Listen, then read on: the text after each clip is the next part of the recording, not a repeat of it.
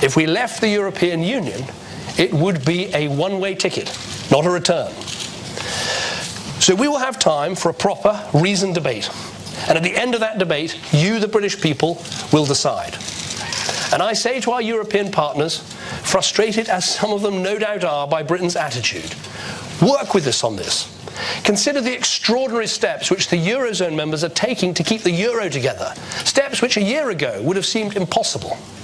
It does not seem to me that the steps which would be needed to make Britain and others more comfortable in our relationship with the European Union are inherently so outlandish or so unreasonable.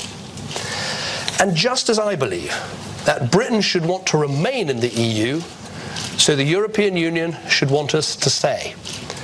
Because a European Union without Britain, without one of Europe's strongest powers, a country which in many ways invented the single market and which brings real heft to Europe's influence on the world stage, which plays by the rules, which is a force for liberal economic reform, that would be a very different kind of European Union.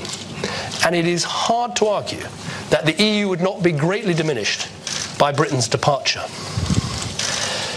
Let me finish today by saying this. I have no illusions about the scale of the task ahead. I know that there will be those who will say the vision I've outlined will be impossible to achieve, that there's no way our partners will cooperate, that the British people have set themselves on a path to inevitable exit, that if we aren't comfortable being in the EU after 40 years, we never will be. But I refuse to take such a defeatist attitude either for Britain or for Europe. Because with courage and conviction, I believe we can deliver a more flexible, adaptable and open European Union in which the interests and ambitions of all its members can be met. With courage and conviction, I believe we can achieve a new settlement in which Britain can be comfortable and all our countries can thrive.